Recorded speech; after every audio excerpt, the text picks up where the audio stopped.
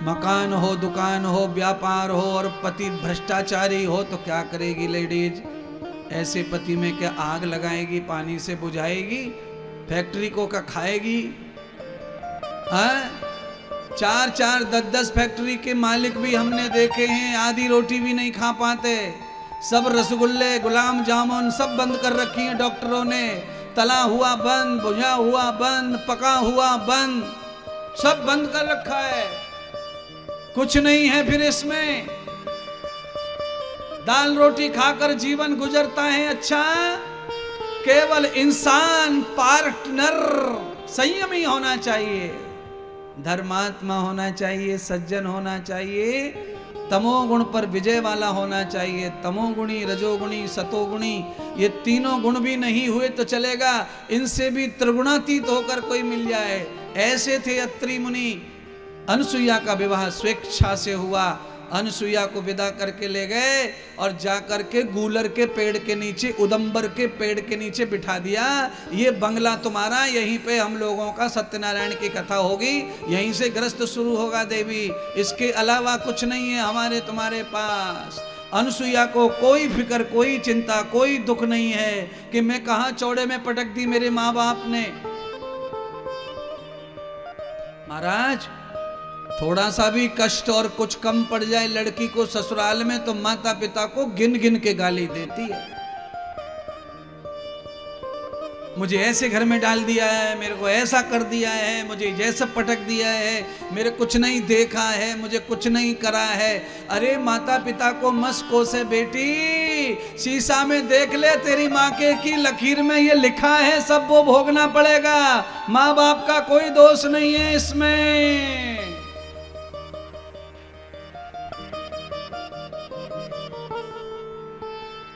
एक राजा के 3 लड़की थी सुधीर जी। एक राजा के 3 लड़कियां थीं। राजा को यह अहंकार हो गया था कि लड़कियां मेरी वजह से संसार में जीवित और खुश हैं। राजा ने एक दिन तीनों लड़कियों को बिठा लिया और पूछा, बेटी बताओ, तुम ये कपड़े लत्ते, रोटी पानी, भजन किसकी वजह से कर रही हो? तो कहा, पापा जी आपकी वजह से। बड़ी वाली को पूछा, बड़ी ने कहा कि आपकी वजह से। मझली को पूछा, कहा आपकी वजह से। और छोटी वाली को पूछा तो उसने कहा मेरे भाग्य की वजह से। पप्पा रूठ गया, नाराज हो गया छोटी वाली पर। अच्छा, तेरे भाग्य की वजह से फ्रॉक आई है, तेरे भाग्य की वजह से रबर आई है बालों की, तेरे भाग्य की वजह से भोजन आया, तेरे भाग्य की वजह से खिलौना आए। चिढ़ गया बेटी से। तो जिसने पापा की झूठी खुशी के लिए बोल दिया, पापा आपकी वजह से संसार, जीवन सुख, तो पापा ने ढूंढ ढूंढ के बड़े बड़े राजाओं के साथ विवाह किया दोनों बेटियों का। और जिस बेटी ने कह दिया था कि मेरे भाग्य से खा रही हूं, राजा ने, पिता ने ढूंढ करके एकदम फकीर से विवाह किया, झोंपड़ी वाले से। 10 साल बीत गए बिटिया को दुख में। 2 रानी बन के एक ऐसी। राजा कहता है, बोल तेरे भाग्य का खाती है तो झोपड़ी में रहे। 10 साल बीत गए, 11वां साल आया। 11वें साल में क्या हुआ?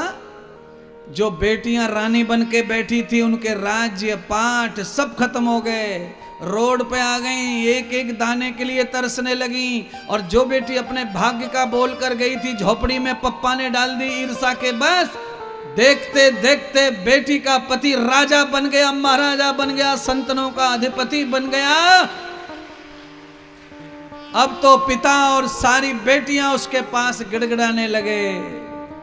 इसीलिए बंधुओं, एक दो बच्चे करने वालों, हिंदुओं, मैं कह रहा हूं कि हर बच्चा तुम्हारी कोख से आता है, वो अपना भाग्य लेके आता है, अपनी रोटी कपड़ा मकान लेके आता है। तुम कोई दाता नहीं हो।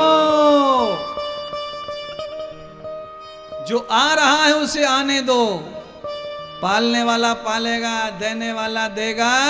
तुम्हें मलमूत्र धोना पड़ता है साल 2 साल, बाकी सब लीला अपने आप हो जाती है। अपने सनातन को खत्म मत करो, हिंदुत्व को मत मिटाओ। इसीलिए आपको मैं बताना चाहता हूं,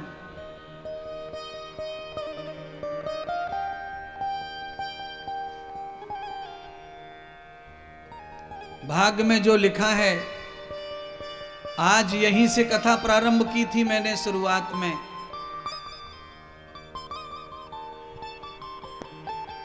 राजा की बेटी ने सच कहा तो राजा नाराज हो गया, अंत में सच ही जीता। राजा और राजा की बेटियां लपड़ी चपड़ी बातों वाले परास्त हो गए।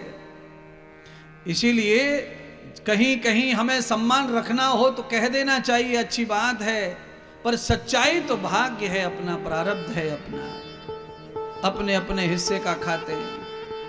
माता पिता हमारे भगवान हैं, देवता हैं, हम उनकी वजह से दुनिया देखी है, संसार देखा है, उनका धन्यवाद और एहसान कभी नहीं चुकेगा, पर भाग्य का तो भोगना ही पड़ता है महाराज।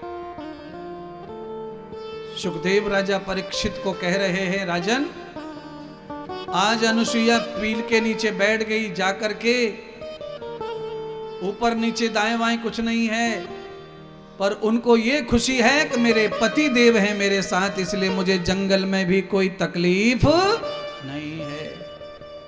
सीता जी के पास में भी महल नहीं था जंगल में, पर राम थे। ये संसार मकान दुकान से नहीं चलता, ये संसार इंसान की इंसानियत से चलता है। एक दूसरे के वफादार हो जाओ, चौड़े ओटे पर भी सोओगे तो भी तुम्हारा कुछ बिगड़ने वाला